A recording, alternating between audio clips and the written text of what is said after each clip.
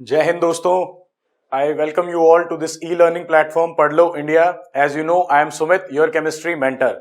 सो students, आज जो हम पढ़ने वाले हैं वो है एक जनरल केमिस्ट्री का topic, that is biomolecules. Biomolecules एक बहुत ही इंपॉर्टेंट चैप्टर है जो एग्जाम पॉइंट ऑफ व्यू से भी काफी इंपॉर्टेंट है।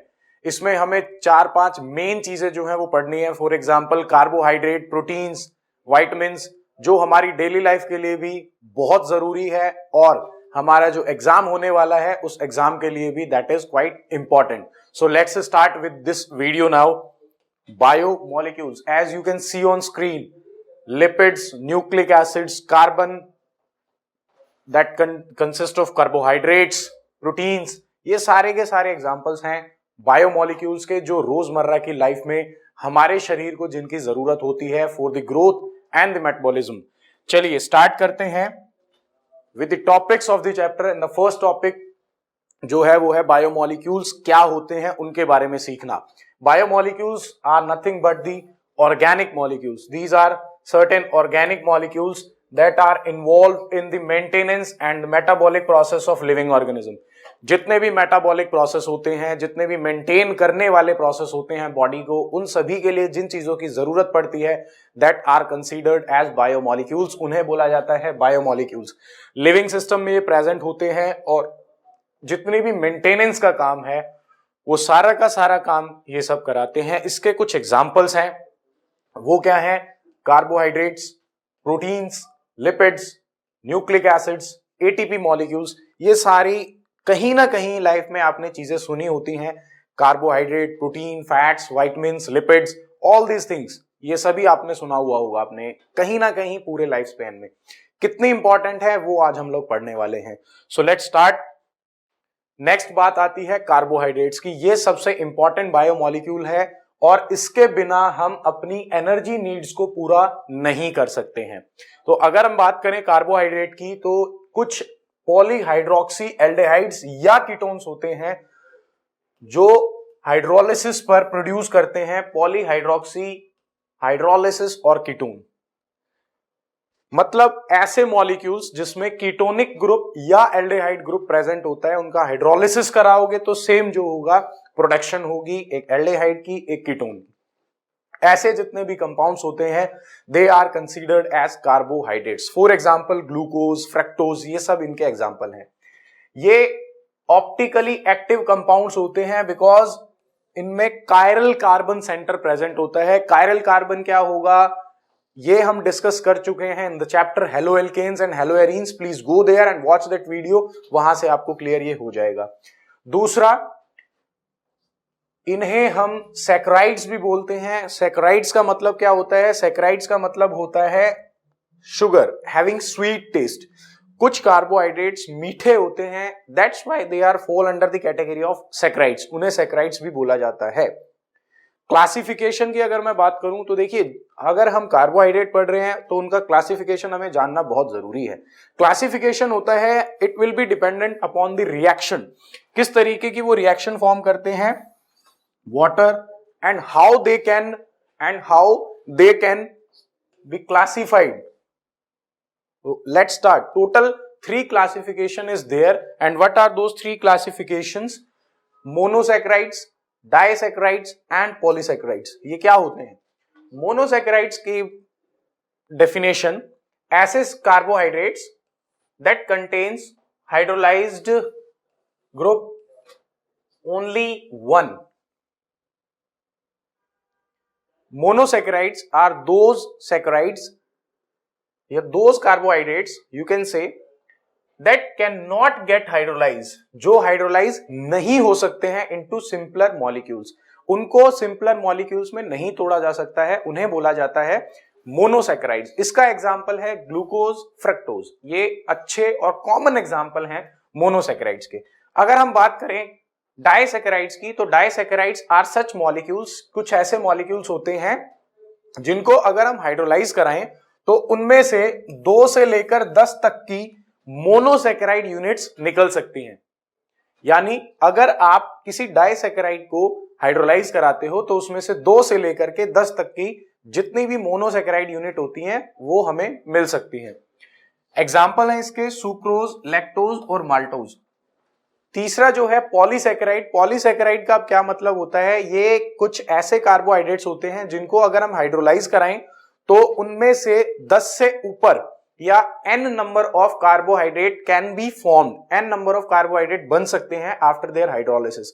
इनका जो एग्जांपल होता है सेल्यूलोज, स्टार्च, ग्लाइकोजन, गम्स, ये सारे के सारे इनके एग्जांपल्स हैं, राइट। यहां पर एक नोट दिया हुआ है, ये नोट काफी इंपॉर्टेंट है। ये क्या कहते हैं कि जो मोनोसैकेराइड्स और ओलिगोसैकेराइड्स होते हैं, they are crystalline solids soluble in water and sweet in taste, these are known as sugars. Polysaccharides are amorphous, insoluble in water and tasteless, they are called non sugars। तो यहां से एक question और भी बन सकता है कि शुगर क्या है और नॉन शुगर क्या है। ऐसा कार्बोहाइड्रेट जो टेस्ट में मीठा होता है वो होता है शुगर, और ऐसा कार्बोहाइड्रेट जो टेस्ट में मीठा नहीं होता है that is called as non sugar element, उसे हम नॉन शुगर एलिमेंट बोलते हैं। Next, based upon the reducing and non reducing properties, जो कार्बोहाइड्रेट होते हैं उनको दो ब्रॉड कैटेगरीज में डिवाइड किया जाता है। पहला कैटेगरी होता है रिड्यूसिंग शुगर्स का। रिड्यूसिंग शुगर्स क्या होती हैं? दीज आर द शुगर्स और you can say that carbohydrate that contains free aldehyde और कीटोन ग्रुप, जो कि रिड्यूस कर सकते हैं फेलिंग सॉल्यूशन को या टॉलेंस रिएजेंट को। मतलब एक ऐसा कार्बोहाइड्रेट या बायोमोलिक्यूल जो टॉलेंस रिएजेंट को, फेलिंग सॉल्यूशन को रिड्यूस करेगा, वो कहलाएगा रिड्यूसिंग शुगर। और दूसरा जो होता है इसके बिल्कुल उल्टा, जैसे अगर मैं बात करूं ऐसा कार्बोहाइड्रेट जो कि कभी भी रिड्यूस नहीं कर पाएगा टॉलेंस रिएजेंट को, फेलिंग सॉल्यूशन को, वो कहलाता है नॉन रिड्यूसिंग शुगर। इसका जो मेन कारण है रिड्यूस ना करवाने का वो क्या है, इसके पास जो फंक्शनल ग्रुप्स होते हैं वो फ्री नहीं होते हैं। फंक्शनल ग्रुप्स जो होते हैं वो फ्री नहीं होते हैं, और जहां पर aldehyde ketone functional group free नहीं होगा वहां रिड्यूसिंग नेचर या रिडक्शन देखने को नहीं मिलता है। कुछ एग्जांपल्स की अगर मैं बात करूं तो वो होते हैं sugars. Let's start with some important carbohydrates. सबसे पहला ग्लूकोज। ग्लूकोज एक मोनोसैकेराइड होता है, इसका फॉर्मूला है C6H12O6, यानी 6 कार्बन 12 हाइड्रोजन और 6 ऑक्सीजन जब आपस में मिलते हैं तो वो ग्लूकोज बनाते हैं। किस तरीके से इसको प्रिपेयर किया जाएगा, बनता कैसे है? अगर आप सुक्रोज मॉलिक्यूल का हाइड्रोलिसिस कराओ एसिड की प्रेजेंस में तो ग्लूकोज और फ्रक्टोज आपको मिलेगा। आप यहां ध्यान से देखिए, ग्लूकोज और फ्रक्टोज का फॉर्मूला सेम है, डिफरेंस कहां आता है? स्ट्रक्चरल डिफरेंस होता है। You can say that these are the isomers, अगर लेमन पॉइंट ऑफ व्यू से हम बात करें। नेक्स्ट, अगर हम स्टार्च का हाइड्रोलिसिस कराएं, स्टार्च एक पॉलीसैकेराइड है, इसका अगर हम हाइड्रोलिसिस कराते हैं तो वी विल गेट ग्लूकोज, हमें ग्लूकोज के n नंबर ऑफ मॉलिक्यूल्स मिलते हैं। प्रिपरेशन ऑफ ग्लूकोज इंपॉर्टेंट है, reactions are very important, you have to remember. अगर मैं स्ट्रक्चर की बात करूं ग्लूकोज के, तो इसका जो ओपन चेन स्ट्रक्चर होता है जिसको फिशर मॉडल भी बोला जाता है वो कुछ ऐसा है। यहां पर जितने भी आप ये वर्टिसेस देख रहे हो, दीज ऑल आर कार्बन, ये सभी कार्बन मॉलिक्यूल्स हैं, इधर भी और इधर भी। ऑलराइट, यहां लिखा हुआ है डी ग्लूकोज और ये L glucose. Why it is so? It is because of the position of the OH and H। यहां अगर हम देखें तो यहां पर जो हाइड्रोक्सी ग्रुप की पोजीशन है वो इस हाइड्रोक्सी ग्रुप की पोजीशन से थोड़ा सा अलग है। ये डी और एल ऑप्टिकल प्रॉपर्टी के बारे में लिखा हुआ है, ऑप्टिकल प्रॉपर्टी, ऑप्टिकल फिनोमिना के बारे में ये हमें बताते हैं। डी ग्लूकोज के अंदर अगर हम बात करें तो जो OH ग्रुप है that is on the first chiral form, the bottom is on the right hand. L glucose OH group points the left of the chiral carbon. जो chiral carbon है उसके लेफ्ट में है किसमें? L में, और right में है किसमें? D में। मतलब ये ऑप्टिकल प्रॉपर्टी के बारे में बताता है। स्ट्रक्चर इंपॉर्टेंट है, you have to remember D and L both. Differences, position of hydroxy. Next, cyclic structure की हम बात करूं। अच्छा देखिए, पहले बताते हैं, जो ग्लूकोज होता है ये दोनों स्ट्रक्चर में एग्जिस्ट कर सकता है, ये लीनियर भी एग्जिस्ट करता है और एक साइक्लिक फॉर्म में भी एग्जिस्ट करता है। अगर मैं साइक्लिक फॉर्म ऑफ ग्लूकोज की बात करूं तो साइक्लिक फॉर्म में क्या होता है, इसका फर्स्ट कार्बन फिफ्थ कार्बन के साथ एक ब्रिजिंग ऑक्सीजन के साथ कनेक्ट होता है। इसी तरीके से अगर हम एल ग्लूकोज की बात करें वो बीटा बन जाता है, उसमें क्या होता है, first carbon is connected to the fifth carbon with a bridging oxygen, एक ब्रिजिंग ऑक्सीजन के साथ कनेक्ट होता है। इस तरीके से ये क्या करता है, एक साइक्लिक स्ट्रक्चर फॉर्म करता है, और जो साइक्लिक स्ट्रक्चर ऑफ ग्लूकोज है दैट इज वेरी इंपॉर्टेंट। इसको हम एक दूसरे तरीके से भी बना सकते हैं, वो हम बात करेंगे आगे। We have certain reactions of glucose also, कुछ रिएक्शंस हैं ग्लूकोज की, वो पढ़ते हैं। सबसे पहली वाली है reaction with HI, hydrogen iodide के साथ इसका रिएक्शन कैसे होगा। ओपन चेन स्ट्रक्चर है, आपने हाइड्रोजन आयोडाइड डाल करके इसको हीट कर दिया। हीट करने के बाद what you will get the long chain of hexane. मतलब आप क्या कर रहे हो, अगर हम HI के साथ इसका रिएक्शन करा रहे हैं तो ये एक सिंपल एल्केन में कन्वर्ट हो रहा है। ये फर्स्ट रिएक्शन है, इंपॉर्टेंट रिएक्शन है, क्योंकि यहां से क्वेश्चन इस तरीके से फ्रेम हो सकता है कि ये पूछेगा show that the reaction of glucose which supports it's open chain structure, तो ये रिएक्शन आप लिख सकते हो। दूसरा विद हाइड्रोक्सिल अमीन, अगर हम हाइड्रोक्सिल अमीन के साथ इसका रिएक्शन देखें, एल्डोक्साइम बनाता है, formation of aldoxime will be there. अगर हम ब्रोमीन वाटर के साथ इसका रिएक्शन देखें, ये तीसरा रिएक्शन है, तो क्या होगा, we will have gluconic acid, we will have gluconic acid, glucose से ग्लूकोनिक एसिड। ये भी पूछा जा सकता है कि how will you convert glucose to gluconic acid, तो you can say by using the bromine water. Next acetylation reaction, यानी आपने क्या करना है, इसके अंदर एसिटाइल एनहाइड्राइड ऐड कराना है। एसिटाइल एनहाइड्राइड जो होगा उसके बाद प्रोडक्ट कुछ ऐसा दिखेगा, यानी कि जो एसिटेट ग्रुप होगा वो एसिटेट ग्रुप चेन में आकर के अटैच हो जाएगा। And if we will consider simply the oxidation, oxidation की मैं बात करूं ग्लूकोज के, तो जो ऑक्सीडेशन होगा, नाइट्रिक एसिड डाल के हीट कर दो, ऑक्सीडाइज होगा और वो कार्बोक्सिलिक एसिड बनाएगा। सारा का सारा जो कार्बोक्सिलिक एसिड है वो आपको दिखाई देगा, बीच में वही हाइड्रोक्सी ग्रुप होंगे, ऊपर नीचे जो कार्बन है उनका कन्वर्ट होकर के ऑक्साइड से, ऑक्सीडेशन से कार्बन डाइऑक्साइड मिल करके ऑक्सीडेशन से फॉर्मेशन होगी सैकरिक एसिड की। Reaction with falling solution, falling solution के साथ रिएक्शन, ये कैसा होता है, इसमें हमें क्या करना है, फैलिंग सॉल्यूशन ऐड कराना है, पहले फैलिंग्स A और Fehling's B, after that we will get glucosazone, glucosazone की फॉर्मेशन होगी। 6 रिएक्शन है, ये 6 की 6 काफी इंपॉर्टेंट है। जैसा मैंने आपको ऑर्गेनिक में कई बार बताया है, आप लोगों के पास पेन और पेपर होना चाहिए। जब भी हम रिएक्शंस पढ़ते हैं तो उस रिएक्शन को तभी आप लिख करके देखो and practice them on the daily basis so that you can remember them till your examination. Next आता है टॉलेंस रिएजेंट के साथ इसका रिएक्शन। टॉलेंस के साथ जब हम इसको रिएक्ट कराते हैं तो we will have a silver mirror, जो हमें ये बताता है कि यहाँ पर जो एल्डिहाइड ग्रुप है उसकी प्रेजेंस है।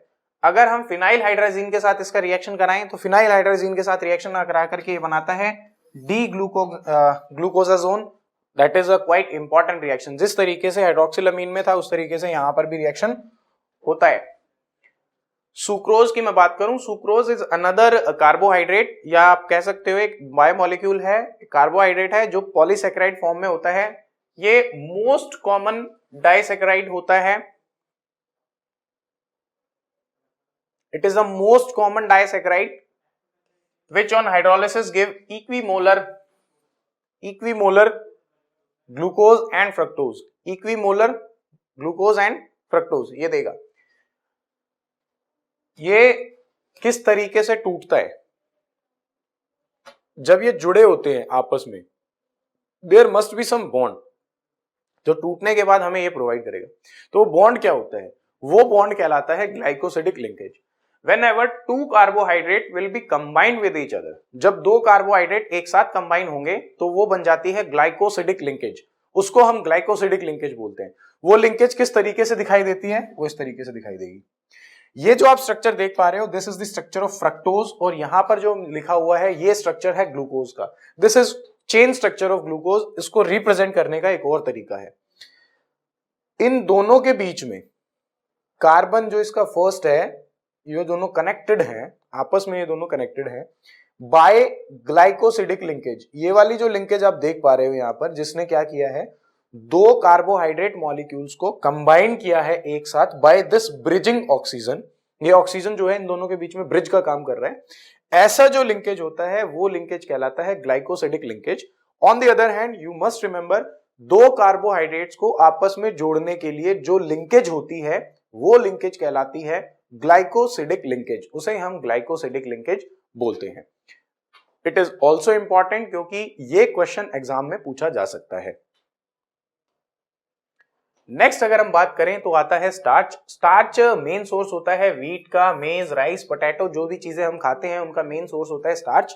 स्टार्च एक व्हाइट कलर का एमरफस पाउडर है, इनसॉल्युबल इन कोल्ड वाटर, ठंडे पानी में सॉल्युबल नहीं होता है। ये पॉलीमर है ग्लूकोज का, और इसमें दो टोटल कंपोनेंट जो है वो आते हैं, एक होता है एमाइलोज और एक होता है एमाइलोपेक्टिन। एमाइलोज और एमाइलोपेक्टिन के बारे में अगर हम बात करें तो एमाइलोज जो होता है ये लीनियर पॉलीमर है अल्फा ग्लूकोज का, और वाटर सॉल्युबल ये होता है, ये हमें ब्लू कलर का सॉल्यूशन देगा अगर हम आयोडीन के इसके अंदर मिलाते हैं तो, एमाइलोज। दूसरा जो कंपोनेंट होता है स्टार्च का वो होता है एमाइलोपेक्टिन, और एमाइलोपेक्टिन जो है it is a branched chain polymer. जिस तरीके से एमाइलोज जो होता है वो लीनियर चेन पॉलीमर है, उस तरीके से जो एमाइलोपेक्टिन है ये हमारा ब्रांच चेन पॉलीमर है अल्फा ग्लूकोज का ही। ये वाटर इनसॉल्युबल है और it doesn't give blue colour with the iodine, ये आयोडीन के साथ ब्लू कलर भी नहीं देगा।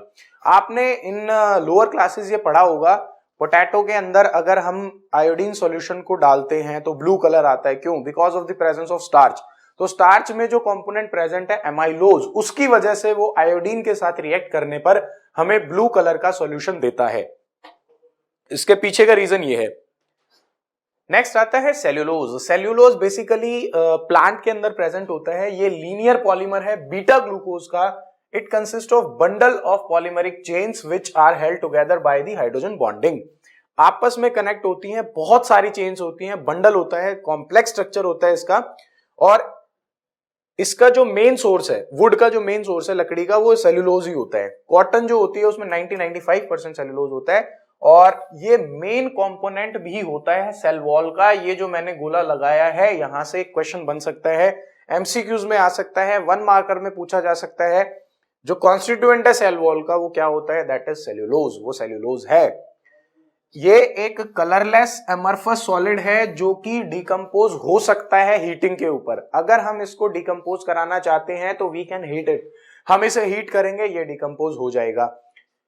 It does not reduce Tollens reagent और फैलिंग सॉल्यूशन। ये कभी भी ना तो टॉलेंस रिएजेंट को ना ही फैलिंग सॉल्यूशन को रिड्यूस करेगा, ये कभी नहीं करता। It can not be digested by human stomach, इसको ह्यूमन स्टमक डाइजेस्ट नहीं कर सकता है। Cell wall of bacteria and plant is made up of cellulose as we have talked earlier. Cellulose जो होता है it forms a number of important products जैसे cellotape used for packaging, viscous rayon जो textile industries में आजकल काफी प्रचलन में है, gun cotton used for the explosive, explosive की तरह भी इसका यूज किया जा सकता है। तो you can say that this is a organic compound. Organic compound को एक्सप्लोसिव बनाने में भी यूज किया जा सकता है। तो आप यहां से समझ सकते हो कि कितना बड़ा एप्लीकेशन होता है ऑर्गेनिक का हमारी डे टू डे लाइफ में। नेक्स्ट बात करेंगे प्रोटीन्स की। ये दूसरा बायोमोलिक्यूल है जो इंपॉर्टेंट होता है हमारी बॉडी के लिए। प्रोटीन्स जो हैं these are the high molecular mass complex structures होते हैं, polymers made up of smaller units called amino acids. ये अमीनो एसिड्स से मिलकर के बनने वाले लंबी लंबी चेन्स होती हैं जो प्रोटीन्स कहलाती हैं। जितने भी प्रोटीन्स हैं contains carbon, hydrogen, oxygen, nitrogen and sulphur. कुछ जो होते हैं इनमें, उनमें फोस्फोरस भी होता है, आयोडीन भी होता है, and various traces elements are also present जैसे आयरन, कॉपर, जिंक, मैग्नीज। ये भी कुछ ऐसे एलिमेंट्स हैं जो कहीं ना कहीं प्रोटीन्स में हमें मिल सकते हैं।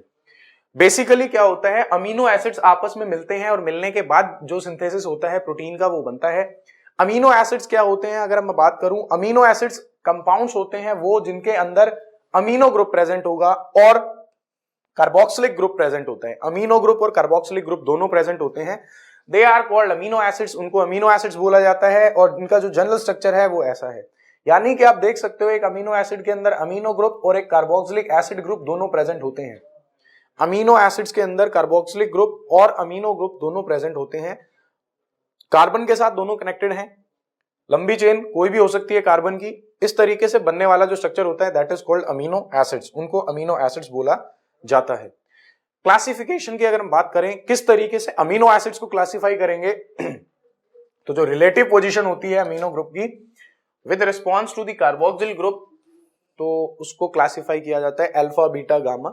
अगर मैं अल्फा अमीनो एसिड की बात करूं तो अल्फा अमीनो एसिड वो होता है जिसमें अमीनो ग्रुप कार्बोक्सिलिक से साथ वाले कार्बन पर लगा होगा, यानी कि जो अल्फा कार्बन होता है।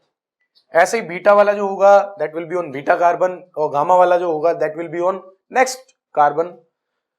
जितने भी नेचुरली अकरिंग अमीनो एसिड्स हैं दे आर लीवोरोटेटरी। लीवोरोटेटरी यानी कि प्लेन पोलराइज्ड लाइट को ये लेफ्ट में रोटेट करा सकते हैं, एक्सेप्ट ग्लाइसिन। ग्लाइसिन एक ऐसा अमीनो एसिड होता है जो कि लीवोरोटेटरी नहीं होता है। Question can be framed from here, यहां से प्रश्न बन सकता है। Depending upon the relative number of amino and carboxyl group, again we can classify the amino acids। वो किस तरीके से होगा? सबसे पहला न्यूट्रल। न्यूट्रल एक ऐसा अमीनो एसिड होता है जिसमें number of amino group and carboxylic acid group बराबर होते हैं। एसिडिक अमीनो एसिड एक ऐसा अमीनो एसिड होता है जिसमें एसिड की मात्रा ज्यादा होती है, अमीन ग्रुप कम होते हैं। और बेसिक अमीनो एसिड एक ऐसा अमीनो एसिड होता है जिसमें बेस यानी कि NH2 ग्रुप की जो मात्रा होती है वो ज्यादा होगी, और जो अमीनो ग्रुप जो कार्बोक्सिलिक ग्रुप होता है वो थोड़ा सा कम होगा in comparison to the NH2। Depending upon their synthesis, अगर हम सिंथेसिस के ऊपर बात करें तो ये कैटेगरी में आते हैं दो, एसेंशियल अमीनो एसिड्स और non essential amino acids. Essential amino acids क्या होते हैं? Essential amino acids which can not be synthesize in our body that must be taken in our diet through our diet. हम जो amino acids अपनी diet के through शरीर के अंदर भेजते हैं उन्हें बोला जाता है एसेंशियल अमीनो एसिड, जो हमारा शरीर खुद नहीं बना सकता। नॉन एसेंशियल अमीनो एसिड्स कुछ ऐसे अमीनो एसिड्स होते हैं जो हमारी बॉडी खुद बनाती है, उसे हम डाइट से ना भी ले तो भी काम चल जाता है। एसेंशियल अमीनो एसिड की अगर मैं बात करूं तो इसके एग्जांपल होंगे वेलाइन एंड ल्यूसिन। और अगर नॉन एसेंशियल अमीनो एसिड की बात करें तो ग्लाइसिन, एलानिन, ये सारे के सारे जो होते हैं वो नॉन एसेंशियल अमीनो एसिड्स के कैटेगरी में आते हैं। These are the classification.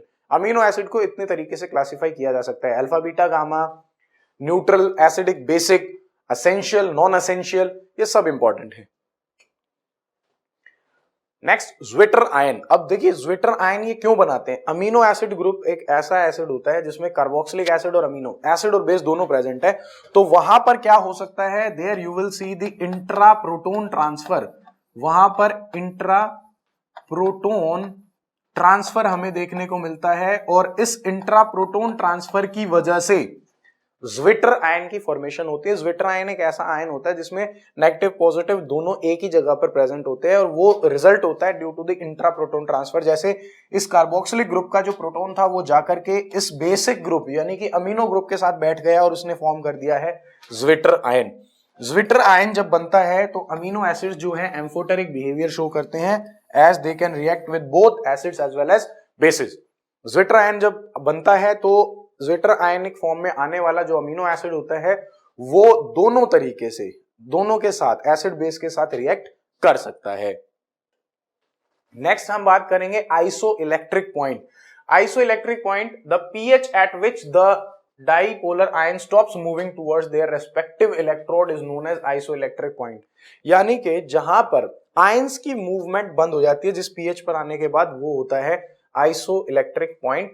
At isoelectric point जो अमीनो एसिड्स होंगे they have least solubility in water। Please do remember, यहां से क्वेश्चन फ्रेम होगा कि कौन सा ऐसा पॉइंट होता है जहां पर अमीनो एसिड सबसे कम सॉल्युबिलिटी शो करते हैं पानी के अंदर, तो वो होता है you can say that isoelectric point. Next आता है पेप्टाइड्स। अब देखिए जिस तरीके से हमने सीखा था, जिस तरीके से हमने पढ़ा था कि दो कार्बोहाइड्रेट्स जब आपस में लिंक होते हैं, एक दूसरे के साथ जुड़े होते हैं, तो उसे बोला जाता है ग्लाइकोसिडिक लिंकेज। उसी तरीके से जब दो अमीनो एसिड्स आपस में जुड़ते हैं तो वो बनाते हैं पेप्टाइड लिंकेज, उसे बोला जाता है पेप्टाइड बॉन्ड या पेप्टाइड लिंकेज।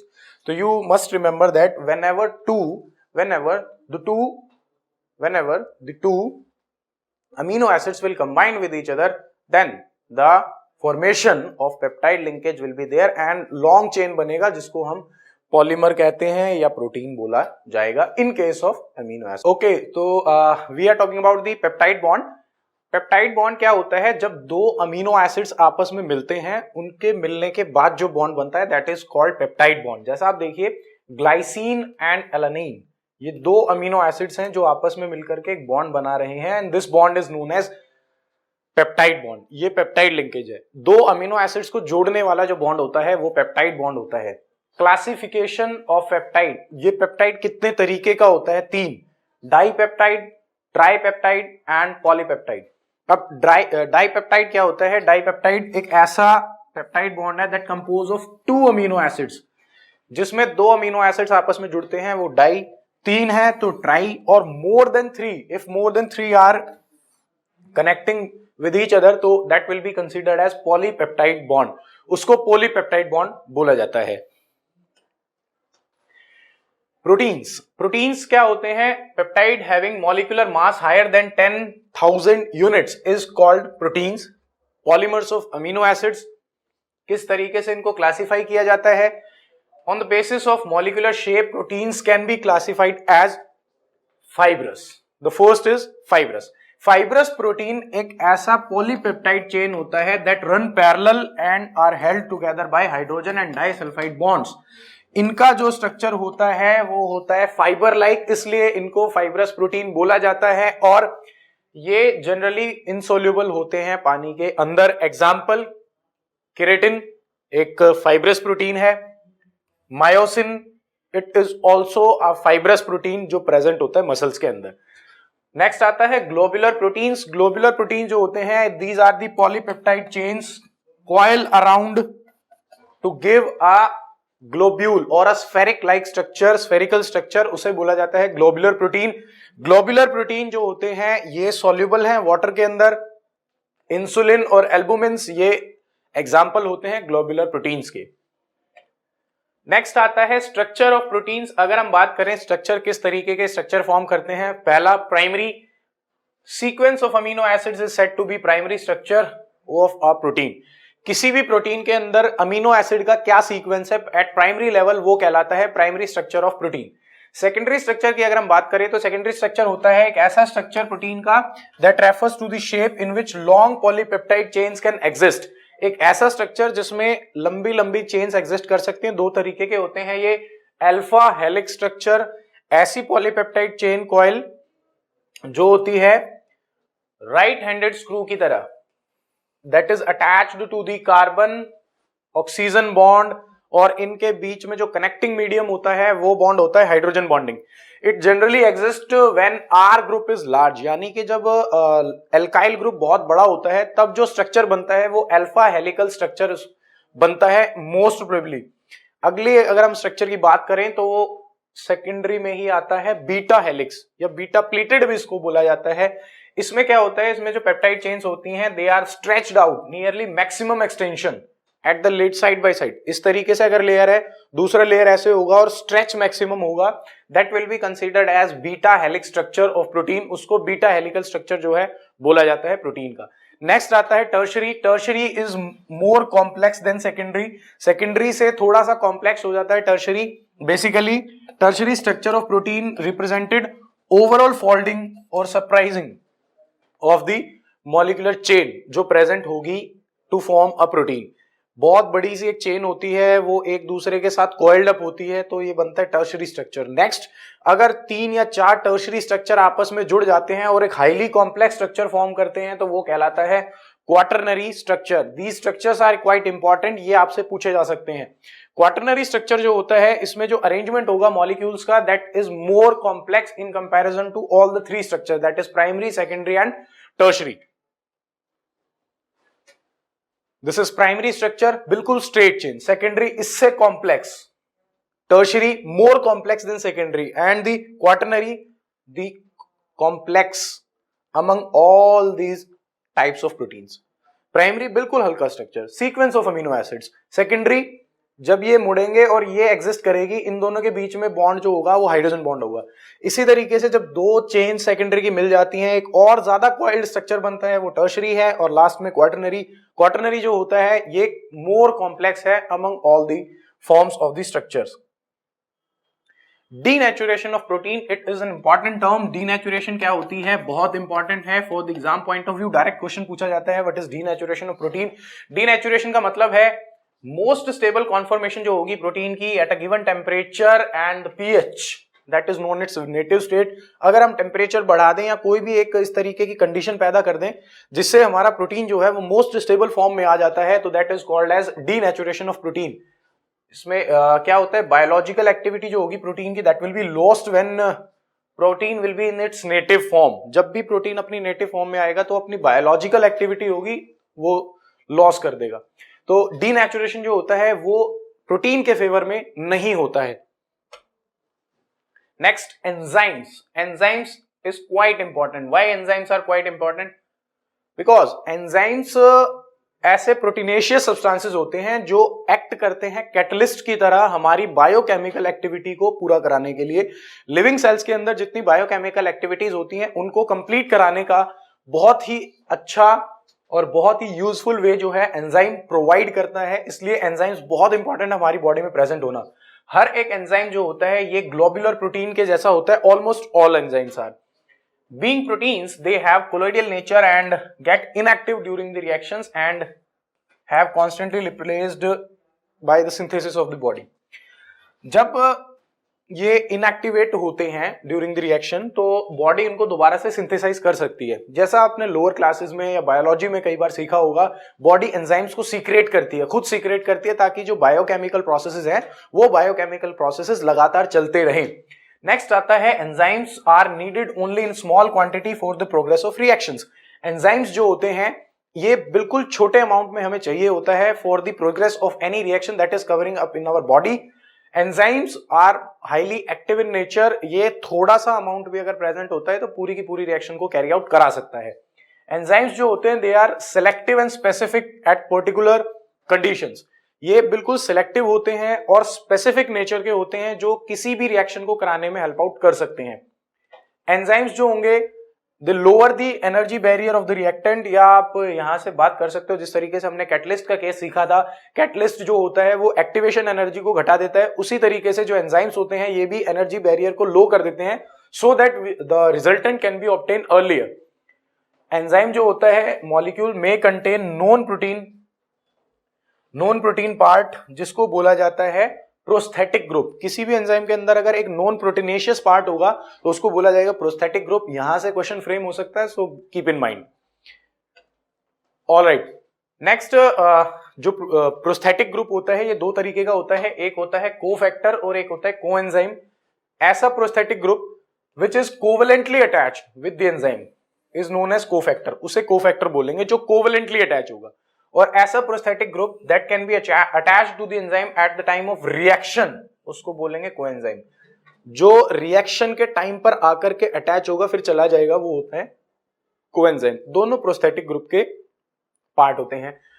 किस तरीके से हम नोमेनक्लेट करते हैं एंजाइम्स को? एंजाइम का नाम देने के लिए पीछे हम सफिक्स यूज करते हैं that is ASE। For example इसका नाम होगा यूरिएज, माल्टेज, इन्वर्टेज। ये तीनों जो हैं these are the examples of enzymes. इनका नाम देने का जो तरीका होता है as per the rules and regulations उसमें हम हमेशा सफिक्स यूज करते हैं ASE, ase, invertase, maltase, lactase. ये सब एंजाइम्स हैं जो कि यूज होते हैं in various biochemical properties of our body. अगर मैं मैकेनिज्म की बात करूं एंजाइम एक्शन के, तो देखिए ये जो आप डायग्राम देख पा रहे हो इस डायग्राम के अकॉर्डिंग एंजाइम क्या करता है, जो भी रिएक्टेंट आता है उसको ये साइट प्रोवाइड करेगा। साइट प्रोवाइड करता है और वहां आकर के वो बैठते हैं, उनके बीच में रिएक्शन होती है। रिएक्शन होने के बाद जो है प्रोडक्ट वहां से निकल जाता है, ये प्रोडक्ट की फॉर्म में वहां निकल जाएगा। ये एज इट इज है जैसा हमने हेट्रोजीनस कैटालिसिस का मैकेनिज्म पढ़ा था, सेम यहां पर फॉलो होता है। You can say that enzymes are the surface provider for many reactions। बहुत सारी रिएक्शंस है उनके लिए सरफेस प्रोवाइडर ये हो सकते हैं। अगली जो चीज आती है वो है न्यूक्लिक एसिड्स। इसके बारे में काफी सुना है, डीएनए, आरएनए, उसके बारे में हम चर्चा करेंगे। न्यूक्लिक एसिड्स क्या होते हैं? They are the chain like polymers of thousand of nucleotide units that are called as polynucleotides. इनको पॉलीन्यूक्लियोटाइड इनका एक दूसरा नाम होता है, बोला जाता है। ये दो कंपोनेंट से मिलकर के बने होते हैं, दो तरह के होते हैं, न्यूक्लियोटाइड और न्यूक्लियोसाइड्स। उनके बीच में पढ़ते हैं पहले क्या डिफरेंस है, फिर आगे बढ़ेंगे। न्यूक्लियोसाइड की अगर मैं बात करूं, न्यूक्लियोसाइड जो है it is the unit formed by the attachment of base. किसी भी बेस का अटैचमेंट हो जाता है तो फर्स्ट पोजीशन ऑफ शुगर वो कहता है न्यूक्लियोसाइड। न्यूक्लियोसाइड एक ऐसा कंपाउंड है जिसमें नाइट्रोजिनस बेस और सिर्फ शुगर प्रेजेंट होती है, इसमें फोस्फेट ग्रुप नहीं आता है। आप देख सकते हैं दिस इज द न्यूक्लियोसाइड और ये स्ट्रक्चर है न्यूक्लियोसाइड का। क्या हुआ है, स्ट्रक्चर ऑफ ग्लूकोज, इसके साथ ये शुगर का स्ट्रक्चर है, इसके साथ एक बेस लगा हुआ है। Only sugar with base is known as nucleoside, वो न्यूक्लियोसाइड होता है। अगर मैं बात करूं न्यूक्लियोटाइड की तो इसमें एक ग्रुप और जुड़ जाता है, वो होता है फोस्फेट ग्रुप।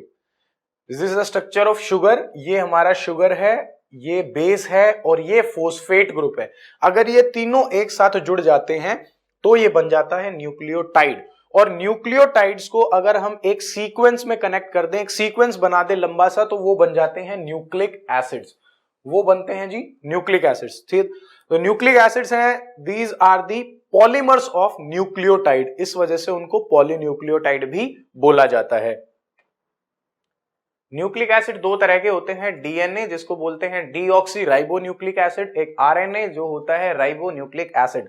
डीएनए जो होता है it is mainly localized in the nucleus, जो हमारी सेल का न्यूक्लियस है, जितनी भी सेल्स होती हैं उनके न्यूक्लियस में पाया जाने वाला जो सब्सटेंस है वो डीएनए है, with in the chromosome, while small amount of present in cytoplasm, कुछ अमाउंट जो है साइटोप्लाज्म में भी मिलता है। आरएनए की अगर मैं बात करूं तो जो आरएनए होता है it is also present in nucleus as well as in cytoplasm, वहां पर ये मिलता है। डीएनए जो होता है it is mainly used in protein synthesis, ये प्रोटीन सिंथेसिस में इसका यूज किया जाता है।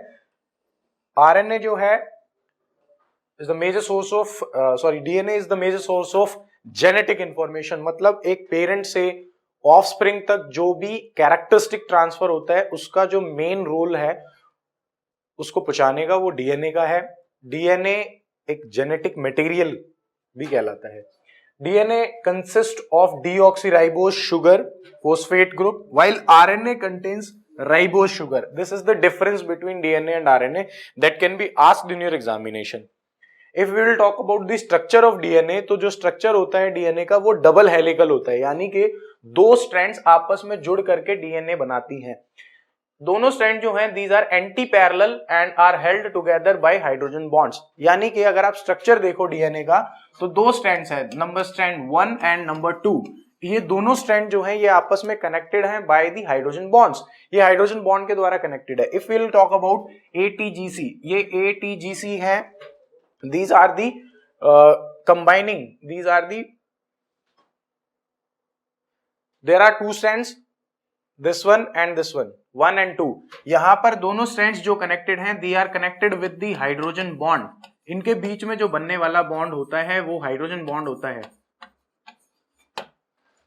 डीएनए मॉलिक्यूल जो होगा उसमें adenine, thymine, guanine and cytosine, these are the parts that are present, ये सब कनेक्टेड होते हैं by the means of hydrogen bond. जो एडेनिन है वो थायमिन के साथ कनेक्ट होगा बाय डबल हाइड्रोजन बॉन्ड, और जो हमारा साइटोसिन है वो कनेक्ट होता है गुआनिन के साथ बाय द ट्रिपल बॉन्ड, जैसा कि आप स्ट्रक्चर में देख सकते हो। Structure is important, you have to remember. Next अगर हम बात करें आरएनए के स्ट्रक्चर की, तो आरएनए जो होता है ये सिंगल हेलिकल स्ट्रक्चर है। सिंगल हेलिकल स्ट्रक्चर, इसमें भी प्रेजेंट होते हैं adenine, guanine, cytosine, but thymine की जगह पर यहां पर होता है uracil. It is the difference between DNA and RNA too. DNA और आरएनए के बीच में एक और डिफरेंस होता है कि वहां पर थायमिन प्रेजेंट है इन केस ऑफ डीएनए और यहां प्रेजेंट है यूरासिल। कनेक्शन जो है वो सेम है, adenine with uracil, guanine with cytosine. Next structural difference DNA and RNA, double helical, single helical. Double helical होता है डीएनए और सिंगल हेलिकल होता है RNA. Main difference sugar part DNA में डीऑक्सीराइबोज, आरएनए में राइबोज। बेस पार्ट डीएनए जो होता है 4 bases are present have been found and they are adenine, guanine, cytosine and thymine. वहीं जो पहले 3 बेसिस है वो सेम होते हैं इन केस ऑफ आरएनए। जो एक अलग होता है वो यूरासिल है, जैसा मैंने अभी आपको बताया इन स्ट्रक्चर जो आपने देखा था। Structural difference is quite important, क्योंकि ये चीज आपसे पूछ सकता है। बायोलॉजी में अगर आपने पढ़ा है स्ट्रक्चर तो वहां पर बहुत ही डिटेल स्ट्रक्चर आप पढ़ते हो, बट यहां जो आपने पढ़ना है these are the quite basic structures जो आपको याद होने चाहिए। Next and the last biomolecule is vitamins. Vitamins जो होते हैं ये बहुत ही इंपॉर्टेंट बायोमोलिक्यूल्स है जो हमारे शरीर के अंदर प्रेजेंट होते हैं और जो कैरी आउट करते हैं फंक्शंस को। अगर मैं बात करूं वाइटमिन्स के बारे में तो वाइटमिन्स जो होते हैं they are the group of organic compounds, they are the group of organic compounds which are essential for the normal growth and nutrition that is required in small amount for the maintenance of the optimum growth of the human body। Human body की जो optimum growth है उसको regulate करने के लिए, लगातार होते रहने के लिए वाइटामिन्स की जरूरत पड़ती है। इनकी जो एब्सेंस होती है they can cause deficiency diseases, वो हम डिस्कस करेंगे। Most of the vitamins can not be synthesized in our body but can be synthesized, few of them can be synthesized in our body। कुछ vitamins ऐसे होते हैं जो body में बन सकते हैं, कुछ ऐसे होते हैं जो नहीं बन सकते। विटामिन डी जो है is an exception because it can be made in the skin when it will be exposed to the sunlight। जैसे बोला जाता है आपको सुबह धूप में कम से कम 10 से 15 मिनट के लिए बैठना चाहिए। क्यों जरूरी है? वो इसलिए जरूरी है क्योंकि विटामिन डी जो है वो स्किन को मिलता है, वहां से जनरेशन जो है विटामिन डी की हो सकती है, दैट इज द एक्सेप्शन, ये एक्सेप्शन है। अगर हम बात करें आगे क्लासिफिकेशन की तो दो तरीके से क्लासिफाई किया जाता है विटामिन्स को। एक होते हैं फैट सोल्यूबल विटामिन्स और एक होते हैं water soluble vitamins. As per the name is suggesting, fat soluble वो होता है जो ऑयल या फैट्स के अंदर सोल्यूबल होंगे, जैसे vitamin A, D, E and K. These are some vitamins that can be soluble in the oil. दूसरा जो होता है that is water soluble vitamins, वो होते हैं ऐसे विटामिन्स जो पानी में सोल्यूबल हो सकते हैं। उसका एग्जाम्पल है vitamin B and C. These are stored in cell in much amount। Alright, vitamin C जो है वो हमें लगातार अपनी डाइट में लेना पड़ता है। क्यों? Because it is a water soluble vitamin. ये वाटर सोल्यूबल विटामिन है और थ्रू यूरिन, स्वेट ये हमारी बॉडी से निकल जाता है। इस वजह से हमें विटामिन सी का सप्लीमेंटेशन करना पड़ता है। एक होता है विटामिन एच जिसको बायोटिन भी बोला जाता है, is an exception. It is neither soluble in water nor in fat. अगर आपसे क्वेश्चन पूछा जाए कि कौन सा ऐसा विटामिन है जो ना तो फैट सोल्यूबल होता है ना ही वाटर सोल्यूबल होता है, तो the example of that particular thing is biotin और विटामिन एच। यू मे से विटामिन एच।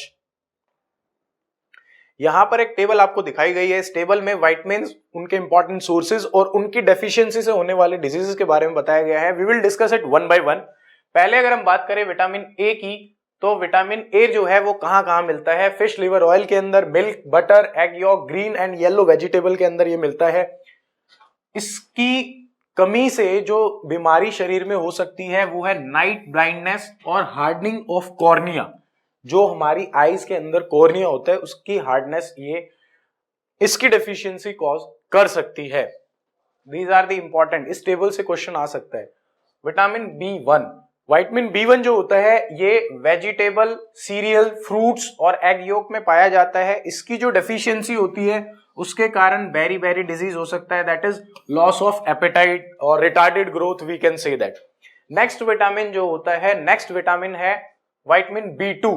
बी2 जो है egg yolk, liver, milk, green leafy vegetables के अंदर बहुत ही बड़ी मात्रा में पाया जाता है।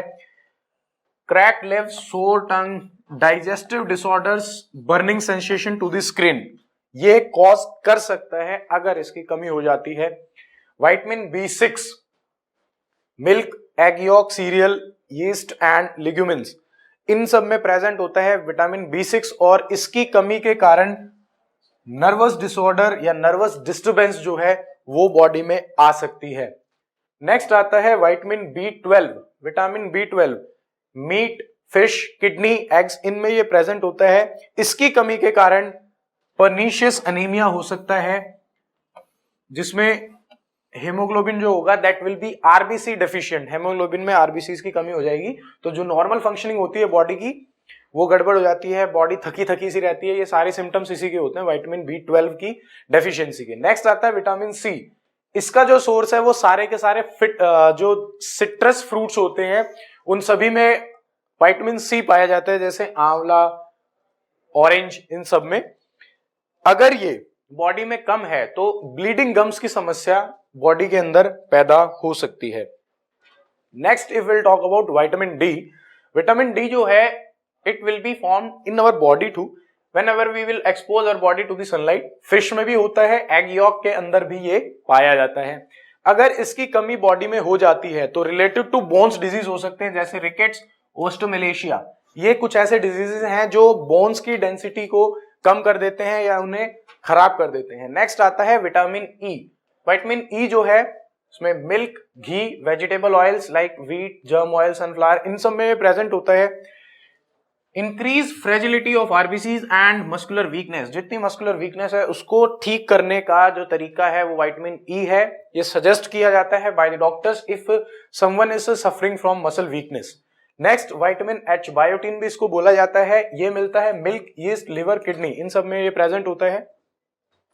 Loss of hair and dermatitis, उसका सबसे बड़ा जो कारण है वो है विटामिन एच का शरीर में ना होना। Loss of hair as well as dermatitis, ये कुछ ऐसी बीमारियां होती हैं जो विटामिन एच की कमी से होती हैं। Vitamin K, most important vitamin, green leafy vegetable, fish, meat और सीरियल्स, दालों के अंदर ये सबसे ज्यादा पाया जाता है। इसकी कमी के कारण ब्लड क्लोटिंग का जो टाइम है वो बढ़ सकता है। अगर मान लीजिए शरीर में विटामिन के की कमी हो जाती है तो अगर आपको चोट लगती है तो ब्लड लगातार निकलता रहता है, वो ठीक नहीं हो पाता। हमें विटामिन के की कमी को फिक्स करना पड़ता है सो दैट इस तरीके की कोई भी दिक्कत हमारी बॉडी में ना दिखे, ऑब्जर्व ना हो। This is vitamin K. Alright guys, we have done about almost all the essential carbohydrates, nucleic acids, vitamins, proteins. इस चैप्टर में जितना हमने पढ़ा है ये सारा इंपॉर्टेंट है। इसमें से स्मॉल क्वेश्चंस आ सकते हैं, लार्ज तो बनना मुश्किल है, बट एमसीक्यूज में आप क्वेश्चंस देख सकते हो और काफी क्वेश्चंस इसमें केस स्टडी बेस्ड भी आ सकते हैं क्योंकि डेली लाइफ से काफी रिलेटेड है। I hope you have got all the things that we have discuss in this video. Like us, share us as much as possible and stay tuned with us, stay tuned with Padlo India. Thank you.